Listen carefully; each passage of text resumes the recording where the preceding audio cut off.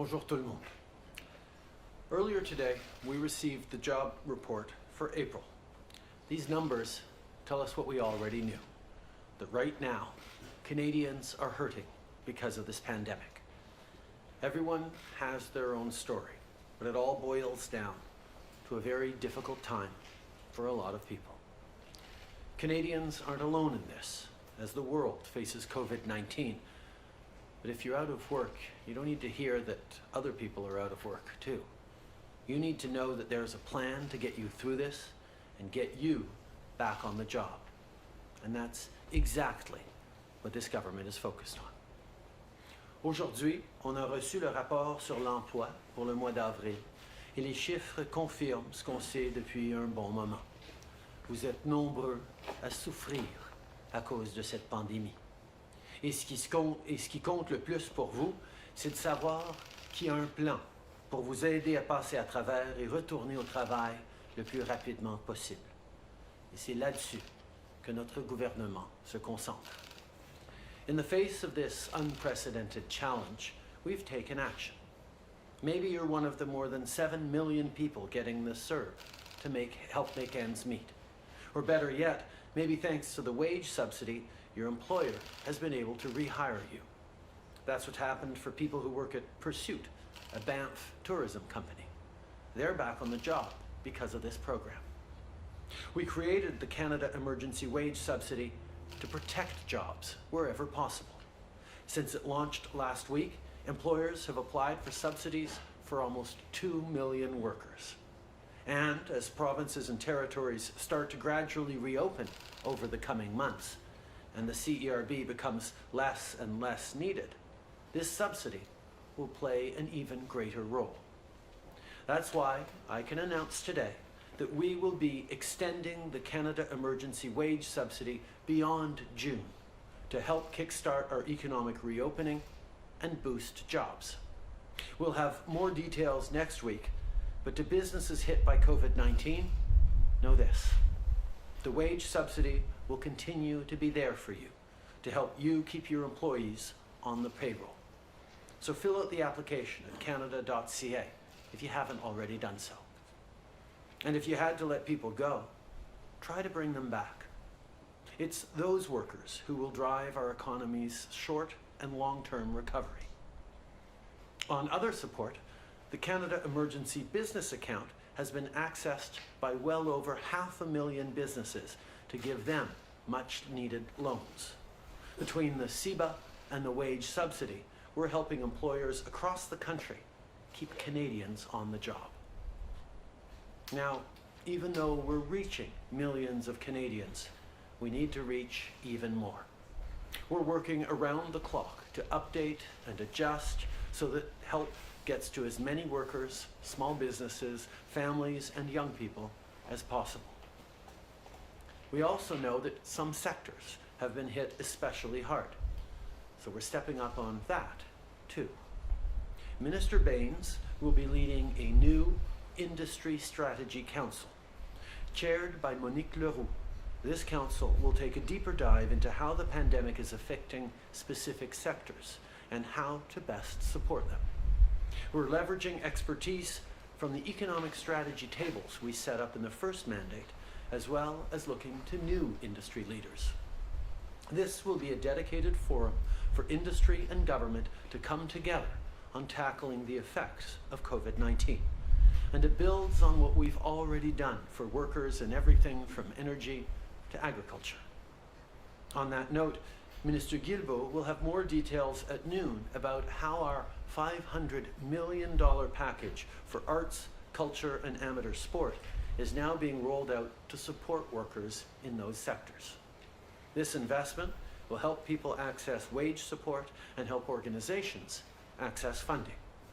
Our artists, creators, and young athletes inspire us and help us feel connected even when we're at home. They're there for us, and we're going to be there for them. No matter where you work, no matter who you are, these are tough times. But with the right plan, we will get through this, and we'll come back stronger than ever. Le Canada fait face à un défi sans précédent. Donc, on a pris des mesures sans précédent. Vous êtes peut-être parmi les plus de 7 millions de personnes qui reçoivent la prestation canadienne d'urgence.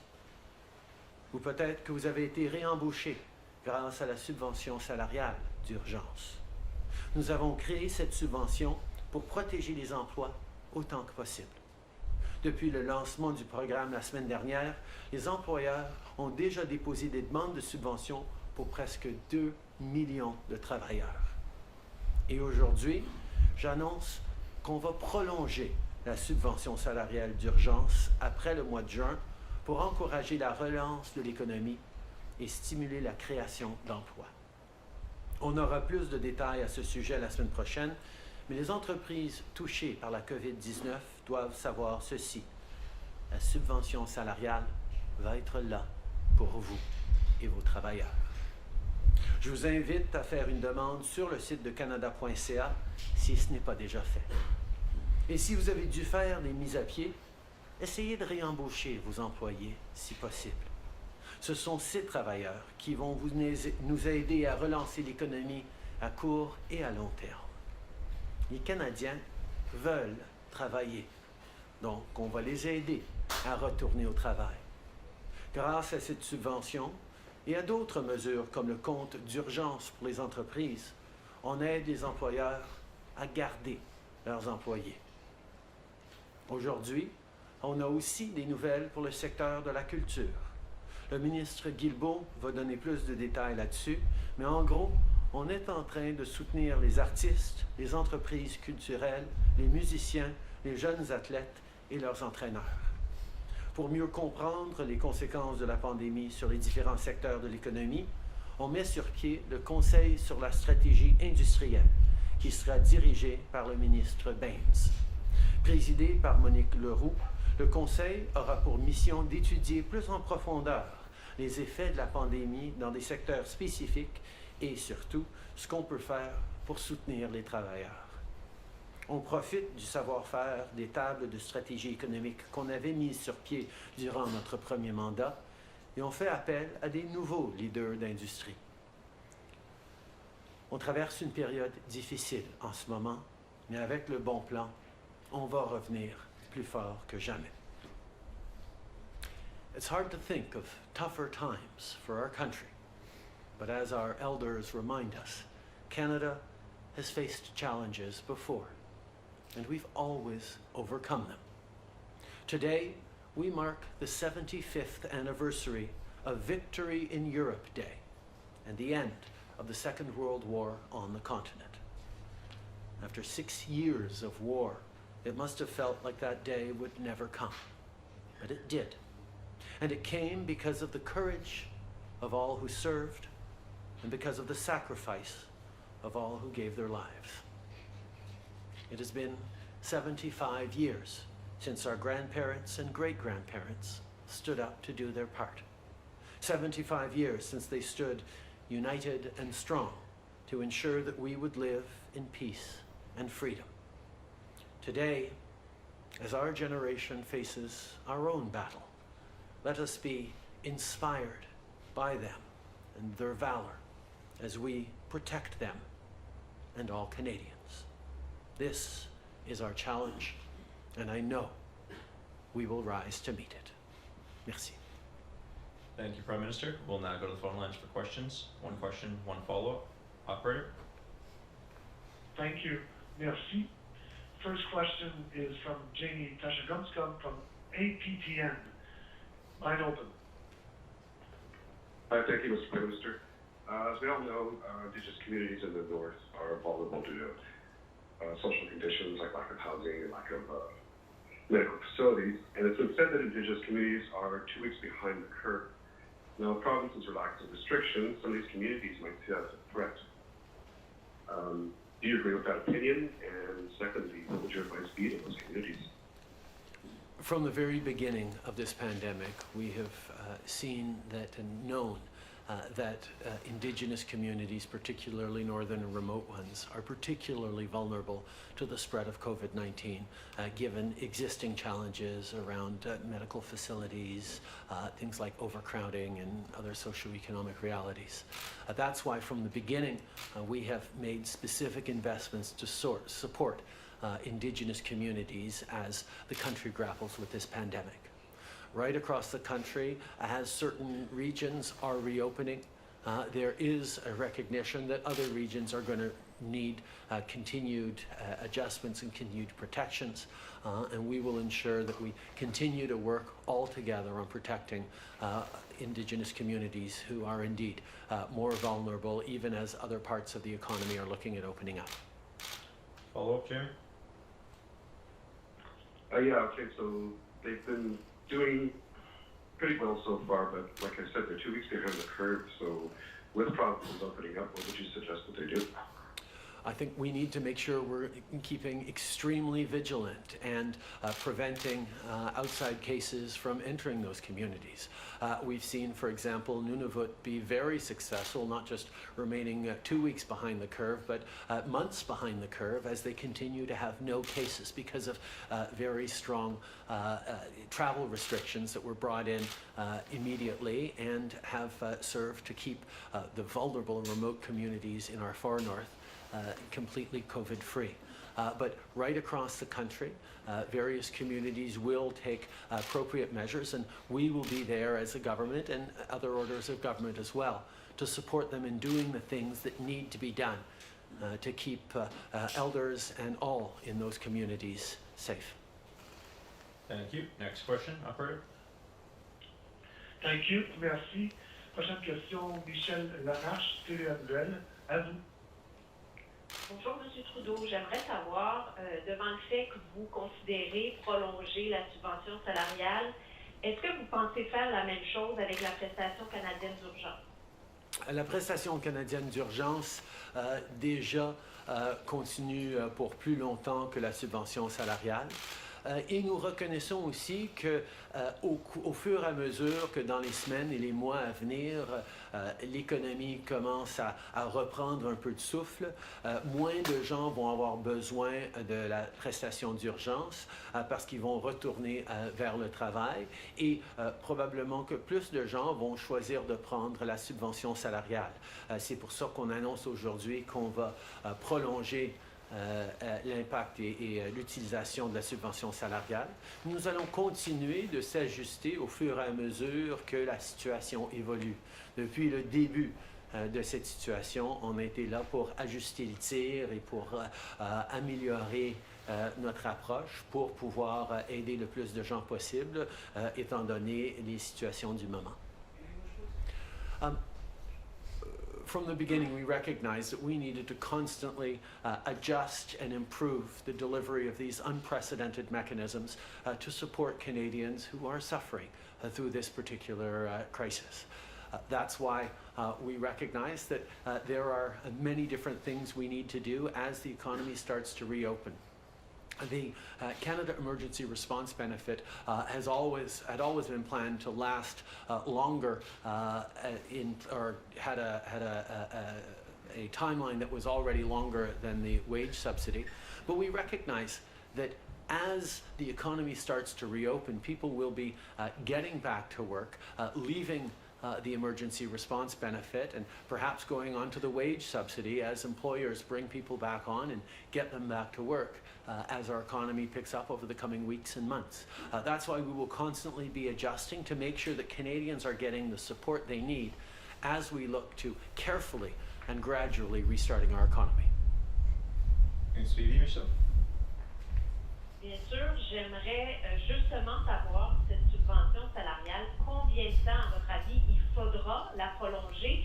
Et est-ce que devant la réouverture de l'économie, il y a des craintes de votre part? Sentez-vous qu'on pourrait rater cette relance parce qu'on déconfine trop rapidement au moment où on se parle? Depuis le début, on a souligné à quel point c'est important de relancer de façon graduelle et d'être extrêmement vigilant, de pouvoir surveiller comment la COVID se répand. C'est pourquoi on est en train d'investir massivement en tests de dépistage, mais aussi pourquoi nous nous devons d'assurer que les mécanismes sont en place à travers le pays au fur et à mesure qu'on relance l'économie. La subvention salariale va être étendue au-delà du mois de juin. On aura plus de détails à annoncer la semaine prochaine là-dessus, mais je veux déjà dire aux entreprises qui sont en train de regarder comment ils vont pouvoir s'approcher de la relance qu'ils peuvent savoir que la subvention salariale va être en place pendant un bon moment encore et donc ils devraient commencer à réembaucher leurs travailleurs pour pouvoir créer ce lien entre travailleurs et emploi pour bien pouvoir relancer rapidement l'économie. Merci. Prochaine question, operator. Thank you. Merci. Next question, Mike Blanchfield, the Canadian Press. Line open. Hello, Prime Minister. Two successive job reports are showing that women in service roles have been disproportionately affected by the pandemic. In light of that, what specific measures do you think are needed to strengthen Canada's economic recovery? This is one of the first recessions we've ever seen that has so hard hit vulnerable workers in the service sector, particularly women and new Canadians and young people. And that was evident in the March numbers and continues to be the case in the April numbers. What we're seeing even beyond these reports and these numbers is the reality on the ground that people who are already vulnerable in the workforce, people who are already disadvantaged or facing extra barriers are always the first to get hit when we have a difficult situation like this. That's why as a society, not only do we need to do what we are doing in the short term to give extra supports to vulnerable people, but we need to make sure that as we move forward to rebuilding and creating a more prosperous Canada in the coming months and years, we think very, very carefully about how important the work is that is being done by women and vulnerable Canadians and how we need to make sure we're better supporting them, not just for potential future crises, but for business as usual as our country comes back to normal. Cette crise a frappé très fort sur les femmes, sur les gens vulnérables comme des nouveaux Canadiens ou des jeunes. Leurs emplois ont été parmi les premiers à disparaître. Et donc, c'est pour ça que nous avons mis en place des mesures spécifiques pour aider ces gens vulnérables particulièrement. Mais au-delà de cette crise, nous devons réfléchir à comment, quand on rebâtit l'économie, on va s'assurer que les gens les plus vulnérables soient moins vulnérables dans l'économie qui a repris. Comment on va s'assurer que dans les années à venir, on s'occupe de tous et de toutes dans ce pays pour avoir un pays plus juste et équitable. Follow-up, Mike? Yeah, I guess, Prime Minister, I mean, given that reality on the ground that you're talking about, and that these vulnerable people are, as you say, the first to get hit, how will you ensure that government stimulus money helps those people first and does not go instead to the bottom line of big corporations? Well, we are not yet talking about stimulus. We are still very much in the support and emergency phase right now. And that's why from the beginning, the measures we put forward have been entirely focused on Canadians. With the Canada Emergency Response Benefit, that's over 7 million people across this country who have benefited from that.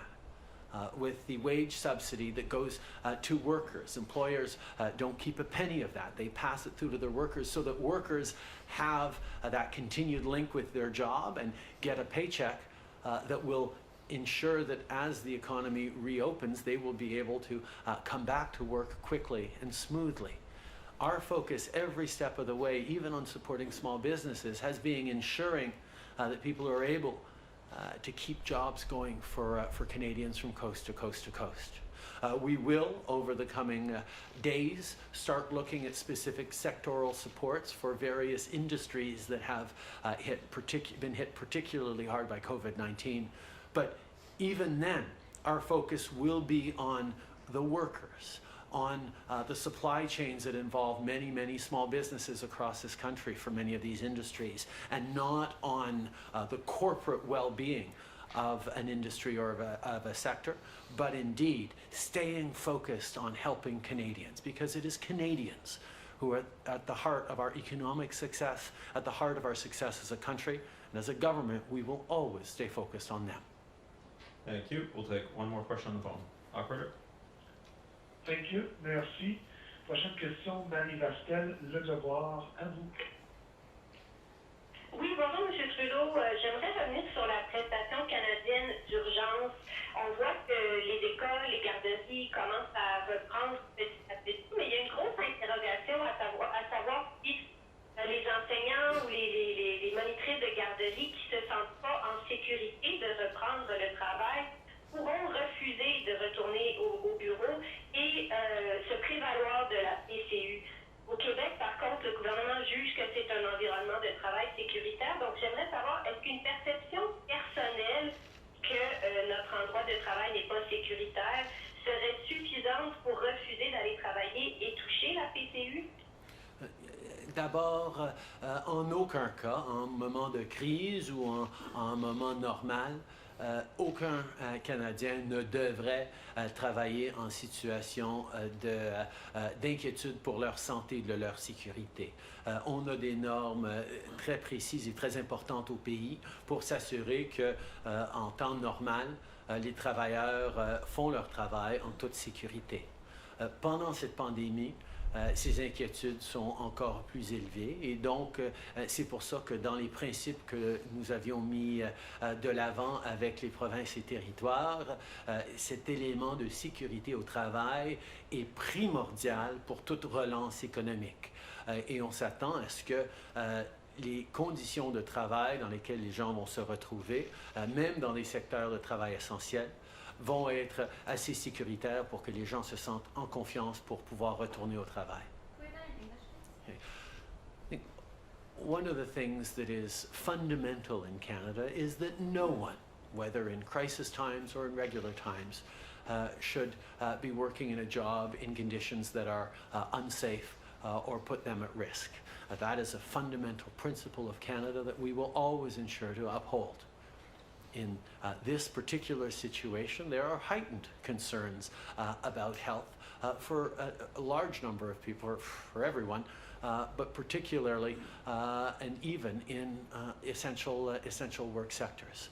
We need to make sure that we are putting in place all the necessary measures so that people can feel confident about their own safety, about having minimized the risks as they get back to work.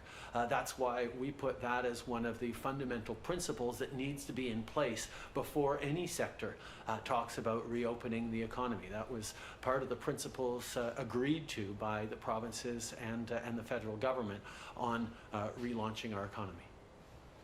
Thanks, Phoebe. Mary?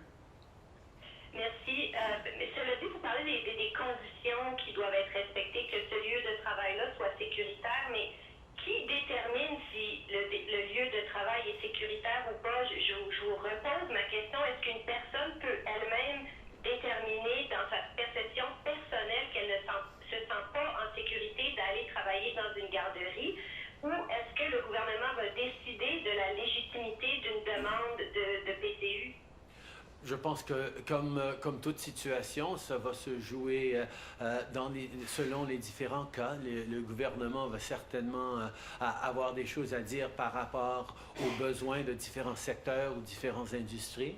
Mais on sait aussi que dans certains cas, si c'est le cas d'une personne qui s'occupe d'aînés chez eux et qui sont particulièrement vulnérables ou qui ont une condition médicale préexistante, les niveaux de protection dont ils auraient besoin peuvent varier. Et je pense qu'on va tous devoir travailler de façon extrêmement attentive et raisonnable pour assurer que les mesures sont en place pour protéger les gens. Bonjour M. Trudeau, Mathieu Goyer de Radio-Canada. Il y aura éventuellement une relance de l'économie canadienne. Est-ce que dans cette relance, il y aura des secteurs de l'économie que vous allez privilégier? Est-ce que la pandémie ne doit pas servir également de levier pour transformer l'économie canadienne? Je pense que la priorité, c'est de reprendre l'activité économique pour les Canadiens, pour les travailleurs, dans bien des secteurs et à travers l'économie. Mais en même temps, c'est sûr qu'on va devoir avoir des réflexions sur comment cette relance peut être faite de façon sécuritaire, compte tenu de la réalité continue de la COVID-19.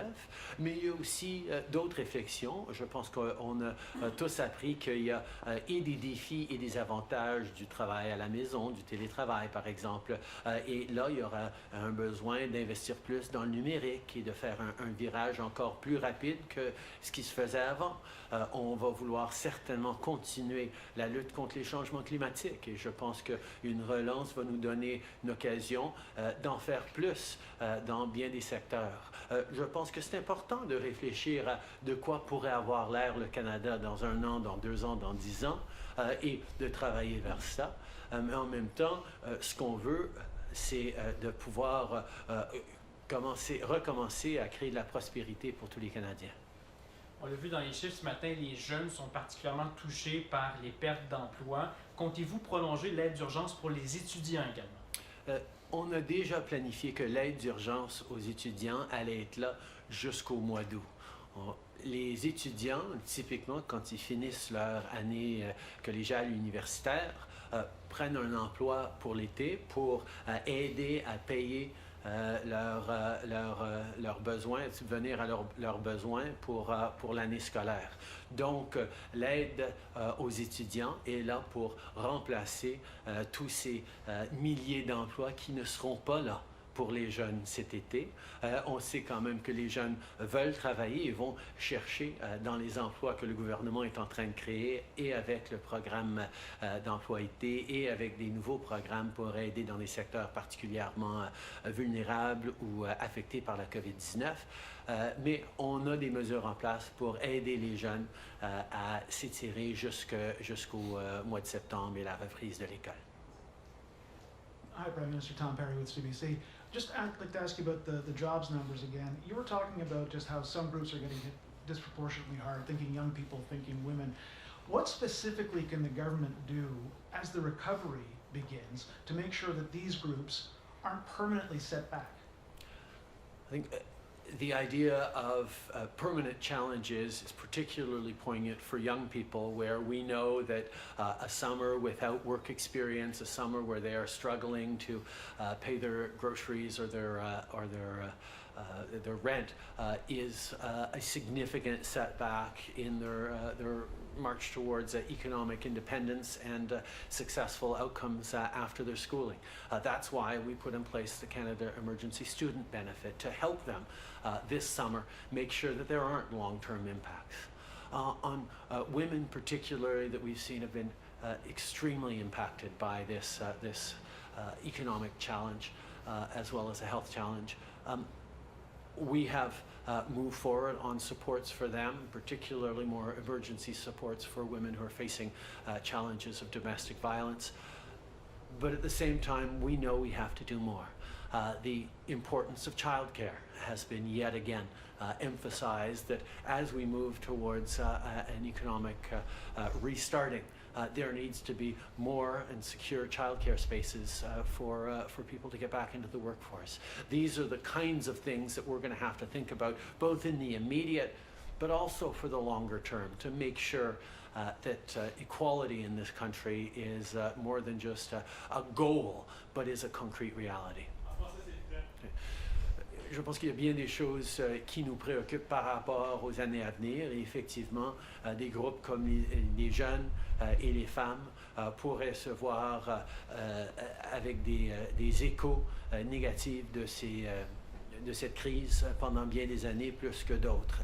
Par rapport aux jeunes, c'est pour ça qu'on a mis en place la prestation canadienne d'urgence pour les étudiants qui va les soutenir pour cet été jusqu'à la fin du mois d'août, pour qu'ils puissent continuer leurs études sans avoir trop de remous ou d'impact par la crise, tout en créant plus d'opportunités de travail pour que plusieurs d'entre eux puissent quand même avoir l'expérience nécessaire qui va leur être très utile dans les années à venir.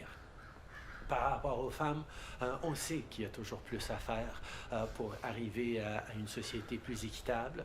On sait par exemple que plus d'aide pour les centres et les refuges pour victimes de violences domestiques est extrêmement importante et c'est ce qu'on a fait, mais il y a plus à faire. On sait aussi que l'accès aux garderies, aux centres de petites enfances vont être extrêmement importantes pour la relance et pour les familles et particulièrement les femmes. C'est pour ça qu'on est en train de regarder ce qu'on peut faire là-dedans. And I'd like to ask you about transit. In Toronto, the TTC has been making some historic cuts to its service because of the pandemic. Transit groups have been calling on the federal government to provide emergency funding, keep buses, trains rolling, get emergency or essential workers to their jobs. Is that something that the government could look at? This government has made historic investments in transit over the past years. We recognize that public transit is an essential part of growing the economy, of helping our cities, and mostly helping people be able to get to work from home in a reliable way. That's why we believe so deeply in transit. Operation of transit is more of a municipal and provincial responsibility, and we hope to see the provinces stepping up and supporting this essential element of the economic relaunch. People are going to need to be able to get to and from work as we want to get the economy going again. But the federal government is always looking to be a partner in helping out in terms of economic relaunch wherever we can. Prime Minister Rachel Haynes from CTV National News. Last week you were saying that help is coming for seniors. They have been asking for the last few weeks where the help for them is. You're talking about the Canada Emergency Response Benefit, which gives $2,000 to people who you say need it most. But seniors are still vulnerable and they still need to pay their rent and their groceries, and they're saying that the government programs that they receive still don't add up to $2,000. So why do some people deserve $2,000 from the government and other people don't? First of all, we have worked very, very hard to help all Canadians with replacement of income that has been lost during this. We knew that workers who were expecting to get a paycheck to be able to pay for their groceries, to be able to pay for their rent, and suddenly because of COVID-19 lost their job, and there were millions of them, as we saw in the recent job numbers today. Needed to get that income replacement. And we did that with the Canada Emergency Response Benefit.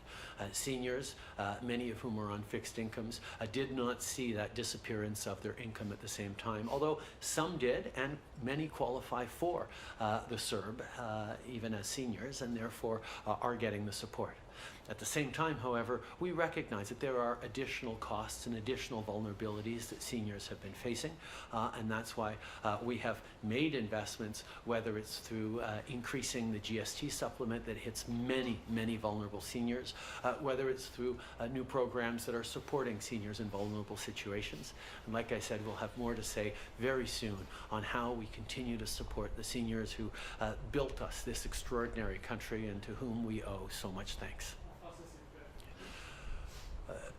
Notre priorité dès le début a été de remplacer le revenu de ceux qui avaient tout à coup perdu leur job à cause de la COVID-19. C'était des gens qui s'attendaient à des chèques de paye pour pouvoir payer leur épicerie, payer leur loyer. Et nous avions avancé avec des mesures rapidement avec la prestation pour les aider. Et on voit plus de 7 millions de Canadiens qui reçoivent cette prestation de façon urgente et essentielle. En même temps, il y a d'autres groupes comme les aînés où il y en a plusieurs qui qualifient aussi pour cette prestation d'urgence parce qu'ils avaient un revenu de travail, qui, même s'ils n'ont pas perdu de leur pension ou de leur revenu fixe, voient plus de coûts ou plus de défis à cause de la COVID-19. C'est pour ça qu'on a pris des mesures qui ont eu un impact sur eux, que ce soit l'augmentation du retour de la TPS qui a aidé énormément d'aînés, que ce soit des programmes spécifiques qui les appuient. On est là pour eux. Et comme j'ai dit, nous allons continuer d'être là pour eux. On va avoir des annonces dans les jours à venir sur comment on va aider particulièrement nos aînés les plus vulnérables qui passent des moments difficiles et au niveau de la santé et au niveau de l'économie. And Prime Minister, a few minutes ago in response to a colleague's question, you said that people don't have to go back to work if they don't feel safe there. Yesterday, workers outside of the Cargill meat plant, which is the largest outbreak in Canada, are saying that they don't feel safe going to work, even though their employers are saying that they've put measures in place. Should these workers be staying home, and what do you say to them if they're not feeling safe? I'm not going to weigh in on specific cases in provincial jurisdiction, but I will say that it is a well-established principle in Canada and a hallmark of our values as a country that no one should be asked to work in unsafe conditions. That applies during a pandemic as well. We have put in many measures across various industries to minimize the risk, particularly around essential work. But we're going to have to be very careful to ensure that we're doing what we need to do right across the country, businesses, orders of governments, and all Canadians, to ensure the safety of the people who are working to provide for the rest of us. Good morning, Prime Minister. Brian Mullen, Global News. Taiwan has donated 500,000 surgical masks needed by Canadian healthcare workers on the front lines of the pandemic. Your foreign minister wouldn't thank the country by name. Will you? I'm happy to thank Taiwan for its generous donation. It is important at this point that Canadians and all people around the world pull together to be there for each other, because this is a global challenge that is going to face a global response. We need to do this together, and we will. Marika Welsh with the Globe and Mail. The former Prime Minister of Australia, Malcolm Turnbull, says China is a bully and that the way for Canada to deal with China is to stand up for it instead of backing down. Is your government standing up to China, or is it backing away from China? My responsibility as Prime Minister is to make sure that we're providing for Canadians and keeping Canadians safe. That's the job people expect me to do, and that is exactly what I'm doing. We're going to ensure that Canadians have the equipment, the supplies, the support they need to make it through this pandemic.